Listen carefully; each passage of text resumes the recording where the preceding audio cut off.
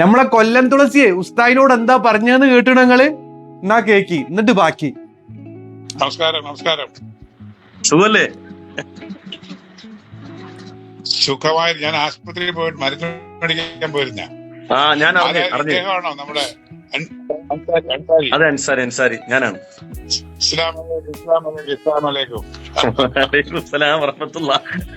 സന്തോഷം. നമ്മളോട് ദേഷ്യം വല്ലതും ഉണ്ടോ? ഒന്നുമില്ല, എനിക്ക് ഭയങ്കര ഇഷ്ടമാണ് നിങ്ങളുടെ വർത്താനം കേട്ടപ്പോളേ. എന്തോരം ആളുകൾക്ക് ഇൻസ്പയർ ആയെന്നറിയാം. വളരെ നല്ല അടിപൊളി സംസാരം സാറിന്റെ. എന്റെ ജീവിതത്തില് ഞങ്ങൾ ഈ മുസ്ലിം, ഹിന്ദു, ക്രിസ്ത്യൻ ഏരിയയിലാണ് കൊല്ലം പ്രാക്കുളം എന്നുള്ള സ്ഥലത്ത് ഞാൻ ജനിച്ചു വളർന്നത്. ഞങ്ങൾ തമ്മിൽ അവിടെ ഒരു മത വിഭാഗത്തില്ല പണ്ടില്ല. മുസ്ലിംസ് അവിടെ ഞങ്ങളോട് ഉമ്മമാര് ഞങ്ങൾ അങ്ങോട്ട് വിളിക്കും, ഞങ്ങൾ അമ്മ ഇങ്ങോട്ട് വിളിക്കും, തിരുവോണത്തിന് അങ്ങോട്ട് പോകും ഇങ്ങോട്ട് പോകും, ഇതെല്ലാം ചെയ്യും.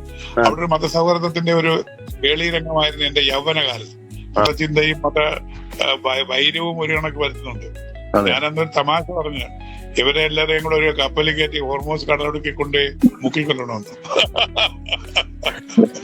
നല്ലൊരു പോയിന്റാണ് സത്യത്തിലെ ഈ മതം കൈകാര്യം ചെയ്യുന്ന മനുഷ്യരുടെ പ്രശ്നങ്ങളെ കൊണ്ട് ജനങ്ങൾ മതം മോശമാണെന്ന് ചിന്തിച്ചതുകൊണ്ട് സത്യത്തില് നമ്മള് ഇപ്പൊ ശ്രീനാരായണ ഗുരു വിഭാവനം ചെയ്ത ഒരു ആശയം, അവരെ സ്വന്തം ജീവിതം കൊണ്ട് അടയാളപ്പെടുത്തിയ ആശയം, വിവേകാനന്ദന നമുക്ക് പഠിപ്പിച്ചെന്ന ആശയം, അങ്ങനെ ഇവിടെ സൂഫി വര്യന്മാര് പഠിപ്പിച്ചെന്ന ആശയം, ഇതൊക്കെ സത്യം പറഞ്ഞാൽ ഒരു ഉറുമ്പിനെ പോലും കൊല്ലാൻ പഠിപ്പിക്കാത്ത, ദ്രോഹിക്കാൻ പറ്റാത്ത ആശയങ്ങളാണ്.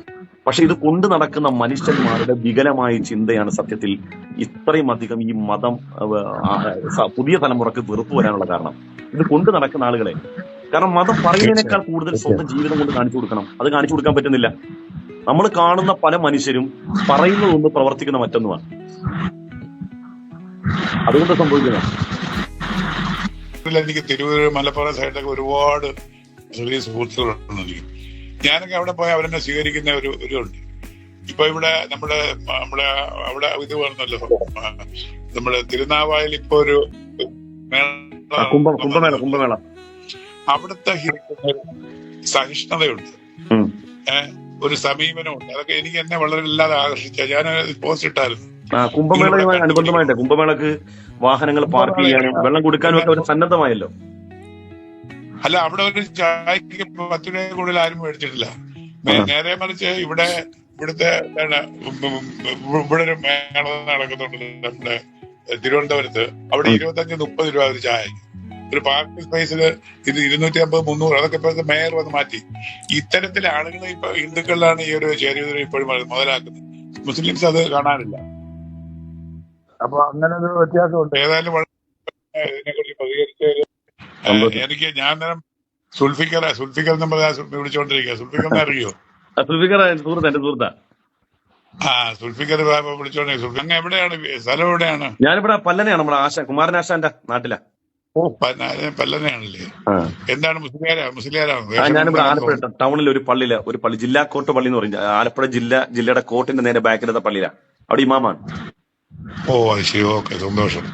എന്തായാലും പരിചയപ്പെട്ടത് വലിയ സന്തോഷം. ഒരിക്കലും ഇൻഷാ അല്ലാഹ് കാണാൻ വേണ്ടി വരും. നേരത്തെ പറഞ്ഞിട്ട് വരും കാണാൻ നേരിട്ട്. വലിയ സന്തോഷം. ഞാൻ ആലപ്പുഴ വഴി വരുമ്പോ ഞാൻ കാണാം. ഈ നമ്പർ ഫീഡ് ചെയ്തേക്കാം. സന്തോഷം. നമുക്ക് ഇവിടെ വരുമ്പോ കാണാം.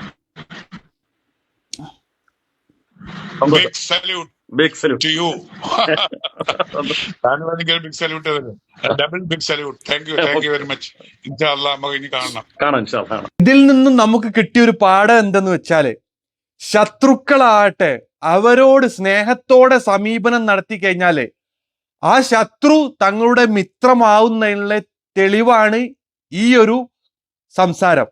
അപ്പം അടുത്ത വീഡിയോ ആയിട്ട് നമുക്ക് കാണും വരെ വണക്കം.